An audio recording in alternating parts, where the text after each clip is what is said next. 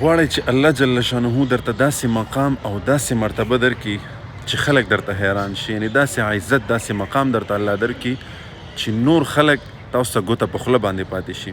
نو دې دپاره مختصر د الله جل شانه یو نوم دی. د جمعې ورځ ده، نو دغه ذکر ما ته رایاد شو، چې تاسو سره هم شریک کړم. د جمعې په ورځ د ماښام لمونځ نه پس چې کله تاسو فرض وکئ، د سنتو نه مخکې 11 کرتې یا معزو یا معزو یا معزو دا وایي، مخکې وروستو ته 3 کرتې درود شریف.